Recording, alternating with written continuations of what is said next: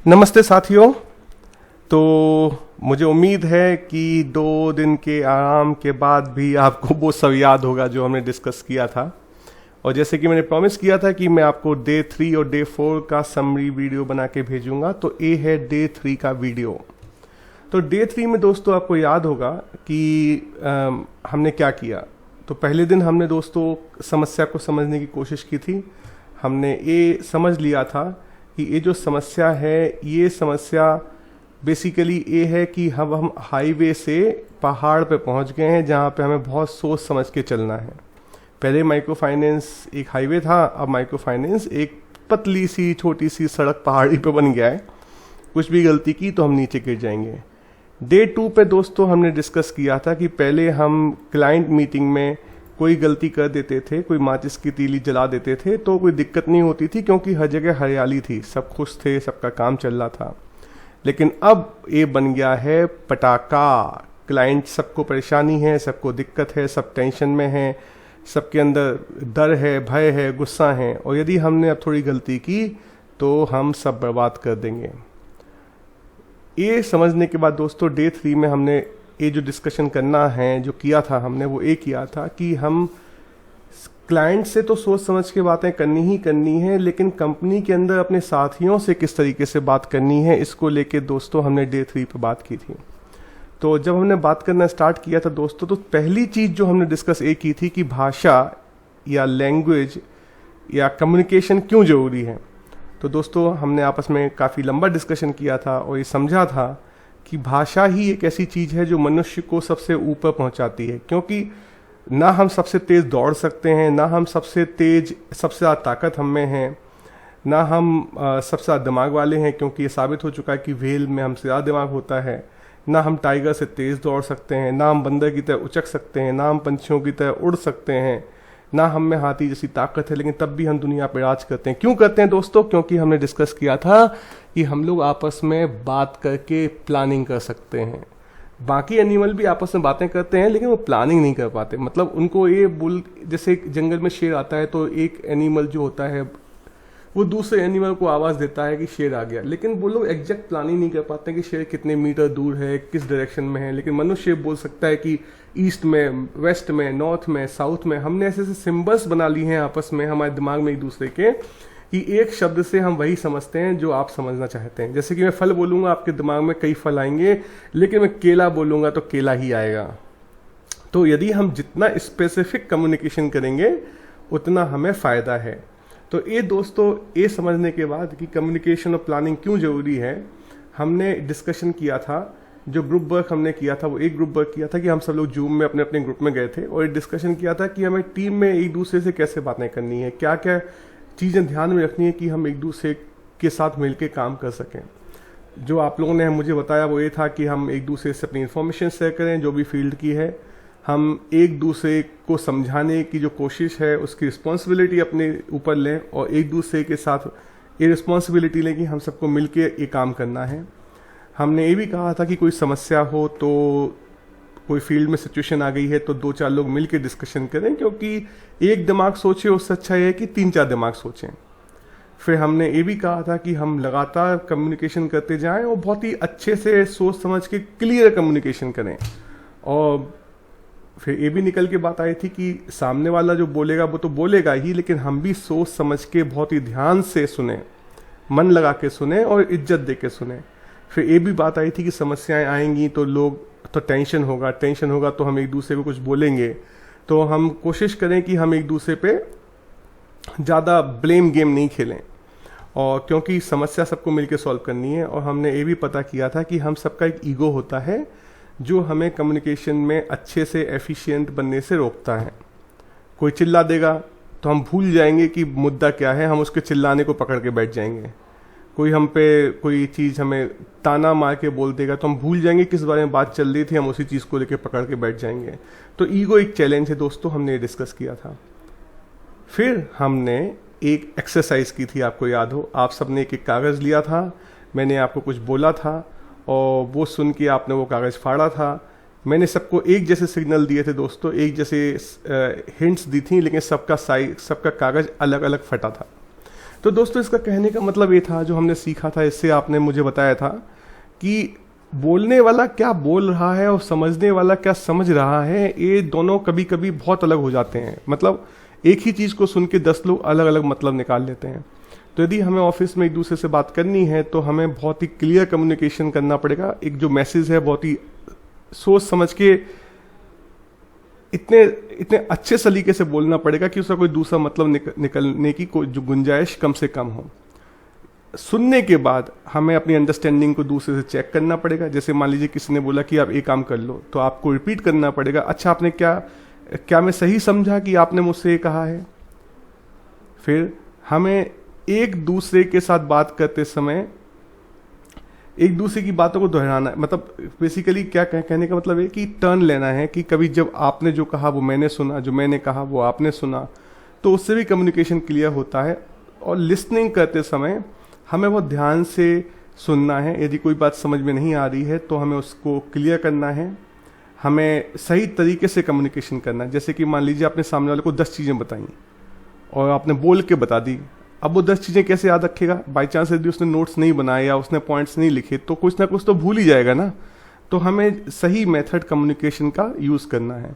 कुछ चीज़ें लिखित में करनी है, कुछ चीज़ें मौखिक करनी है, कुछ चीज़ ग्रुप में बैठ के करनी है, तो वो वाली बात है। सेल्फ अवेयरनेस का मतलब दोस्तों कि बोलते समय या सुनते समय हमारे दिमाग में कैसे भाव आ रहे हैं उसको लेके हमें हमेशा जागृत रहना है, हमें हमेशा सोचते रहना है, अंदर भी झांकना है कि हमें किस तरीके के भाव आ रहे हैं।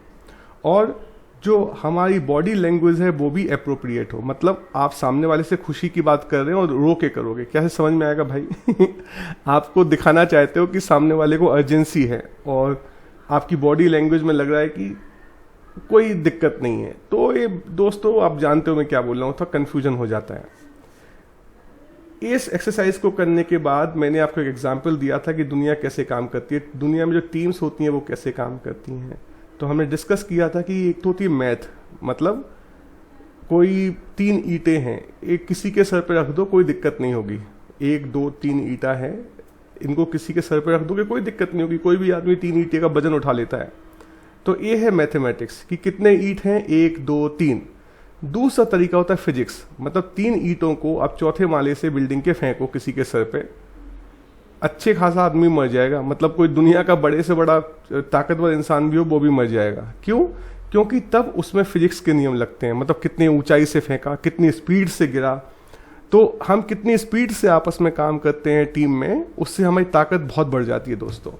और तीसरा तरीका जो हमने डिस्कस किया था, आपको याद होगा कि केमिस्ट्री में हम सब आपस में एक दूसरे आप खुद को भूल जाते हैं। आप देखिए केमिस्ट्री में कार्बन, हाइड्रोजन, ऑक्सीजन मिलके पता नहीं क्या क्या बना लेता है। वो क्लोरोफिल भी बना लेता है, वो गन्ना भी बना लेता है, वो लड्डू भी बना लेता है। तो सब मिलके सब कुछ, मतलब 3 चीज़ें हैं और जिस तरीके से मिलती हैं उस तरीके से 1000 चीज़ बन जाती हैं। तो वही टीम आपस में काम करके सही तरीके से काम करेगी तो हीरा बन जाएगी, और थोड़ी कुछ कमी हो जाएगी तो कोयला बन जाएगी। तो हमने दोस्तों इससे ये सीखा था कि हमें यदि क्राइसिस के समय काम करना है, क्योंकि नॉर्मल समय में तो हम ये सोचते हैं कि ये लोन ऑफिसर इतना काम करेगा, इतने लोगों से मिलने जाएगा तो हम एक लोन ऑफिसर एक्स्ट्रा दे दो।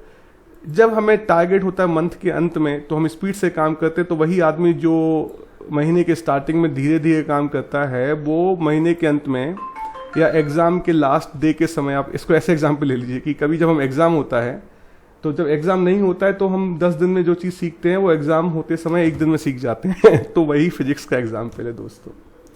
हम मंथ एंड पे अपना टारगेट कितने जल्दी पूरा कर लेते हैं, तो ये फिजिक्स का एग्जाम्पल है। लेकिन दोस्तों जब मुसीबत होती है तो मेरे ख्याल से केमिस्ट्री ज़्यादा अच्छा तरीका है। मतलब हम लोग आपस में अपने अपने ईगो को भूल के कुछ इस तरीके से जुड़ें कि हम सब निखर के हीरा बन जाएं। कोई एक आदमी हीरा नहीं बन सकता दोस्तों। तो अपना अपना परफॉर्मेंस तो हमें अच्छा रखना ही है, लेकिन किस तरीके से हमें दोस्तों के साथ, अपने ऑफिस में कलीग्स के साथ व्यवहार करना है, बात करनी है, ये भी बहुत ज़रूरी हो जाता है दोस्तों।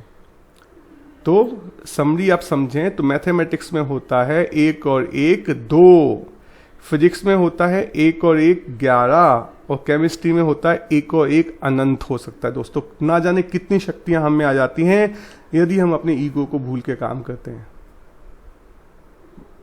ठीक है दोस्तों। फिर हमने ये डिस्कस किया, जब आप में से किसी ने सवाल पूछा कि यदि कोई कलीग हमारा अच्छे से बात करता ही नहीं है, वो हमें परेशान करता ही है, या वो उसको समझ में ही नहीं आ रहा है, तो हमें उससे कितने देर तक अच्छे से बात करनी है। तो हमने डिस्कशन किया था कि शायद हम एक पौधे का एग्जाम्पल लो जो सूख रहा है, हम उसमें कब तक पानी डालते हैं दोस्तों? जब तक उसमें थोड़ी सी भी हरियाली है हम उसमें पानी डालते हैं इस उम्मीद से कि पेड़ हरा हो जाएगा।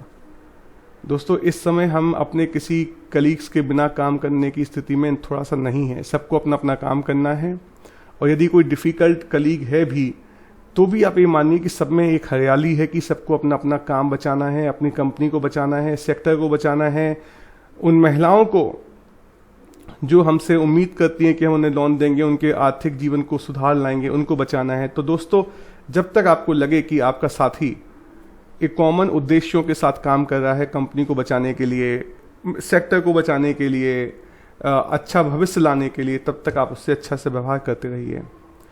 फिर आप में से कुछ लोगों ने मुझसे कहा कि कोई स्ट्रेटजी बताइए कि हम एक दूसरे से अच्छे से बातें कैसे करें। तो दोस्तों, मैंने आपको बताया था कि 2 शब्द ऐसे होते हैं जिनको सुनने से हमारे दिमाग में वही दर्द होता है जो किसी शरीर में इंजरी होने से होता है। मतलब दर्द होता है कैसे? दिमाग में एक हार्मोन निकलता है, उस हार्मोन को निकलने से हमें दर्द होता है। तो मान लीजिए हाथ में चोट लग गई, तब भी वही हार्मोन निकलता है, और कुछ ऐसा सुन लिया जो हमें पसंद नहीं है, तब भी वही हार्मोन निकलता है। तो जब कोई हमारी बात को सुन के बोलता है नहीं, तो हमारा दिमाग को दिक्कत होता है, हमारे दिमाग को दर्द होता है। और दूसरा खतरनाक शब्द है बट, मतलब कि तुम सही बोल रहे हो लेकिन, अब वो लेकिन बोल देता है तो फिर सही क्यों बोल रहा है भाई? मतलब कुछ भी बोल दो, लेकिन जब हम बट लगा देते हैं तो हमारा दिमाग खड़ा हो जाता है कि साला मेरी बात से एग्री नहीं कर रहा है। तो यदि हम जो चीज़ बोलना चाहते हैं वो नो और बट की जगह यस और एंड लगा के बोलते हैं, तो दोस्तों हमारा उद्देश्य भी पूरा हो जाता है और हमारी कम्युनिकेशन स्किल भी बढ़ जाती है। जैसे याद है आपको अपनी ग्रुप मीटिंग में क्या हुआ था? किसी ने कुछ बोला तो किसी ने कुछ बोला तो बात बढ़ गई। क्यों? क्योंकि कोई आदमी बोला कि हम सिर्फ मोबाइल से नहीं सीख सकते, हम मोबाइल से सीख ही नहीं सकते। दूसरा आदमी बोल रहा है हम मोबाइल से बहुत कुछ सीख सकते हैं। तब हमने डिस्कस किया था कि ही की जगह भी लगाते हैं तो दिमाग सही हो जाता है। मतलब जब हम ये सोचते हैं कि हर चीज़ सही हो सकती है, हर चीज़ का उपयोग है, सामने वाला भी कुछ सच बोल रहा है, तो हम ही की जगह भी यूज़ करते हैं और कम्युनिकेशन स्किल अच्छी हो जाती है। तो मैं आपको एग्जांपल दूंगा कि यस और एंड का उपयोग कैसे करते हैं। तो यस और एंड का उपयोग करने के दोस्तों पहला स्टेप होता है कि सामने वाले ने जो कहा उसको आप बोलिए कि हाँ आपने उसको सुना। क्योंकि यदि आप उसको सुनोगे नहीं या उसको लगे कि आपने उसे नहीं सुना तो ईगो खड़ा हो जाता है। तो यदि सामने वाला बोलता है कि जो ये नेता है मदन, ये नेता खराब है, तो हम कैसे उसको बोलेंगे कि हमें वो खराब नहीं लगता, सही लगता है। तो हम पहले उसको बोलेंगे हाँ मैंने सुनी आपकी बात कि आप बोल रहे हो कि मदन नेता खराब है। फिर आप उसको बोलिए जो भी उसने बोला हो कि खराब क्यों है, तो उसे अपनी भाषा में बोलिए कि मैंने ये सुना कि मदन इसलिए खराब है क्योंकि वो गरीबों की मदद नहीं करता है। तो अब आपने ये 2 स्टेप ले लिए और फिर छोटा सा पॉज ले लिया, तो सामने वाला ये सोचता है कि हाँ अब मेरी बात सुनी गई, तो उसका ईगो छोटा हो जाता है। फिर आप उससे बोलिए कि आप उससे कहाँ कहाँ एग्री करते हैं। फिर आप उसको बोल सकते हैं हाँ आप सही बोल रहे हो कि मदन शायद गरीबों की मदद थोड़ी सी कम करता है, लेकिन फिर आप उसकी जगह आप बोलिए कि थोड़ा समय लीजिए कि मैं थोड़ा पता लगाता हूँ कि क्या ये बात सही है। जैसे कि आप किसी से बोलो कि थोड़ा आपके पास खुले हैं, और दूसरा आदमी बोले कि नहीं मेरे पास चेंज नहीं है, और आपका दूसरा दोस्त आप अपना पर्स निकाले, उसमें चेक करे और उसके बाद 10 सेकंड बाद आपको आंसर दे कि मेरे पास चेंज नहीं है, तो आपको पहला आदमी जिसने मुंह पे बिना चेक किए बोल दिया कि मेरे पास खुले नहीं है 100 रुपये के, आपको लगता है कि उसने आपकी बात सुनी नहीं, आपकी रिस्पेक्ट नहीं की। लेकिन जिसने पर्स को निकाल के चेक किया उसकी बात सुन के हमको लगता है कि हाँ उसने मेरी बात सुनी, उसको रिस्पेक्ट किया। तो उसी तरीके से आप सामने वाले की बात को सुन के बोलिए कि हाँ मैंने आपकी बात सुन ली। आप उसे अपने शब्दों में बोलिए कि क्या आपने ये कहा था। फिर आप उसे चेक करने का थोड़ा शांत रहिए। फिर आप उससे बोलिए कि हाँ उसकी किस किस बातों से आप एग्री करते हैं। फिर थोड़ा सा समय लीजिए। उसके बाद उसको बोलिए कि हाँ कुछ और भी चीज़ें हैं। आप उसको बोलिए कि मदन सही है कि गरीबों का ख्याल नहीं रखता है, लेकिन अभी वो हमारे इकोनॉमी को ठीक करने का काम कर रहा है, और जैसी इकोनॉमी ठीक होगी, थोड़ा पैसा आएगा तो वो गरीबों के लिए भी काम करेगा। तो आप उसको कुछ और सजेशन या आइडियाज़ आप उसको दे सकते हैं, और अंत में यदि आप उसकी किसी बात से एग्री नहीं करते हैं तो आप बोलिए कि हाँ, इतना सब सुनने के बाद भी, समझने के बाद भी मैं आपकी इस बात से एग्री नहीं करता हूँ, और उसमें एंड का उपयोग कीजिए कि मैं आपकी इस बात का से समर्थन नहीं करता हूँ, इसीलिए क्योंकि इसमें एक चीज़ और जोड़नी है, आप उसको जोड़ के बोलिए। तो ये जो स्ट्रेटेजी है जिसमें हम पहले सामने वाले के साथ यदि कुछ कम्युनिकेशन कर रहे हैं, मान लीजिए ब्रांच मैनेजर ने कुछ कहा, उससे आप एग्री नहीं कर रहे हैं, तो आप पहले दिखाइए कि आपने उसकी बात सुनी, फिर उससे अपने शब्दों में दोहराइए कि ब्रांच मैनेजर को क्लियर हो जाए कि आपने उसकी बात सुन ली। फिर आप थोड़ा शांत रहिए, 1-2 सेकंड, 5-6 सेकंड, फिर दिमाग में सोचिए कि कौन कौन सी बात सही कही गई। फिर थोड़ा समय लीजिए और सोचने का, यदि आपको लगता है कि कुछ पॉइंट्स आपसे मिस हो रहे हैं, अगले दिन या शाम को या 2 घंटे बाद उसको आके दूसरे पहलू बताइए कि शायद हम ऐसा भी कर सकते हैं या ऐसा कर सकते थे, और उसके बाद जिस बात से आप एग्री नहीं करते हैं वो बात बताइए। इससे क्या होगा, दोनों साइड का ईगो थोड़ा थोड़ा कम होगा और हम आपस में काम अच्छे से कर पाएंगे। तो दोस्तों, इसके बाद हमने मेरे ख्याल से 2 घंटे का डिस्कशन हुआ था, उसकी अगर हम समरी करना चाहें तो वो ये करेंगे कि ये समस्या जो है एक हाथी की तरह है, और हम सब लोग अपने छोटे छोटे दिमाग से इस समस्या को समझने की कोशिश कर रहे हैं। कोई लोग बोलता है कि ये हाथी की पूंछ नहीं है, रस्सी है, क्योंकि उसकी आंख में पट्टी बंधी हुई है। कोई बोलता है कि ऊपर पंखा है, कोई बोलता है कि ये तो भाला है, कोई बोलता है ये तो सांप है, क्योंकि हम अलग अलग चीज़ों को पकड़ के, अलग अलग चीज़ों को देख के अपने अपने हिसाब से बोल रहे हैं। तो यदि हमें ये समझना है कि ये टोटल प्रॉब्लम को कैसे सॉल्व करना है, तो सबसे पहले तो हमें क्यूरियस होना पड़ेगा कि हमें एक दूसरे की सुननी पड़ेगी। हमें लगना चाहिए कि हम पूरी सच्चाई नहीं समझते हैं, इस तभी हम एक दूसरे से बात करने के लिए हमें उत्साह आएगा, हमें मन करेगा। तो सबसे पहले तो हमें मन में आना चाहिए कि हाँ, मुझे समस्या समझ में नहीं आ रही है, मुझे समस्या को समझना है। Be curious. फिर हम्बल होइए। हम्बल क्या, कि मुझे जितना समझ में आ रहा है वो पूरा सच नहीं है, इसलिए मुझे आपका सच भी सुनने का मन है। इसे बोलते हैं विनम्रता। तो आप विनम्र होते हैं। तीसरा, आपको पता है कि यदि हम एक दूसरे से बात नहीं करेंगे, अपनी अपनी चीज़ों को सच मानेंगे, तो हम समझ नहीं पाएंगे। तो कम्युनिकेट कीजिए। मतलब यदि आप पूछ पकड़े हैं तो आप आवाज़ लगाइए, पूछिए, भैया तुम्हें क्या समझ में आ रहा है, भाई तुमको क्या समझ में आ रहा है, अरे भाई तुमको क्या समझ में आ रहा है। तो कम्युनिकेट कीजिए और प्रोएक्टिवली कीजिए। मतलब वो पूछे भी नहीं सामने वाला तो आप बताइए, आगे बढ़ के बात कीजिए। हेड ऑफिस आपसे रिपोर्ट मांगे, उसके पहले ही आप उसको रिपोर्ट भेज दीजिए। फील्ड के लोगों को इन्फॉर्मेशन चाहिए, उसके पहले ही ब्रांच मैनेजर, रीजनल मैनेजर को इन्फॉर्मेशन फील्ड में देनी चाहिए। Listen intently. ध्यान से एक दूसरे की बात सुनो, एकदम वर्तमान में जी के सोचो कि हर बात हमारा हेल्पफुल है। Communicate strategically. यदि हम एक साथ सब बोलने लगेंगे तो वो दिक्कत हो जाएगी, हौच पौच हो जाएगा। स्ट्रेटेजिकली मतलब जिस समय जैसी बातें करनी है सोच समझ के कीजिए। खाना खाते समय आप ऑफिस के टेंशन वाली बातें मत कीजिए। ग्रुप मीटिंग के समय या क्लाइंट मीटिंग के समय क्या क्या बातें हमें दोहरानी है, उसकी शाम को स्टाफ में आप रात में रिव्यू मीटिंग कर सकते हैं। सुबह सुबह निकलने के पहले सब लोग मिलके प्रे कर सकते हैं, प्रार्थना कर सकते हैं, एक दूसरे को सजेशन दे सकते हैं। बहुत ही स्ट्रेटेजिकली कम्युनिकेट कीजिए। ज़्यादा बोलने की जरूरत नहीं होती, कभी कभी कम बोल के भी काम चल जाता है। ज़्यादा फॉलोअप करने की जरूरत नहीं होती है। यदि आपको लगता है कि सामने वाले को समझ में आ गया है और वो जिम्मेदार इंसान है, तो बार बार फॉलोअप करके उसको परेशान मत कीजिए। Respect all observation. सबकी बात सुनिए, सबकी सुनिए, क्योंकि सब अपना अपना सच देख रहे हैं, किसी की बात गलत नहीं है। एक दूसरे को रिस्पेक्ट दीजिए, क्योंकि हम सब लोग एक साथ एक ही मिशन को सॉल्व करने के लिए आए हैं। और थैंक यू बोलिए कि भाई मुझे वो चीज़ समझ में नहीं आई, आपने समझाई या आपने उस तरीके को, उस चीज़ को अलग तरीके से देखा, उसके लिए थैंक यू बोलिए उसको आप। और अपनी टीम की पावर पे यकीन कीजिए। अकेले दोस्तों हम कुछ नहीं कर पाएंगे। हम चाहे कितने ही बेस्ट परफॉर्मर क्यों ना हो, कितनी ही हार्ड वर्किंग क्यों ना हो, इस हाथी को नहीं समझ पाएंगे, क्योंकि समय नहीं है दोस्तों इतना। तो अपनी टीम जो इस समस्या को सॉल्व करने के लिए और आगे बढ़ने के लिए एक दूसरे को सहारा देती है, उस टीम की उम्मीदों पे खड़े उतरिए। टीम इंडिया बन जाइए दोस्तों, टीम जन कल्याण बन जाइए, और विश्वास रखिए कि सब कुछ अच्छा होगा।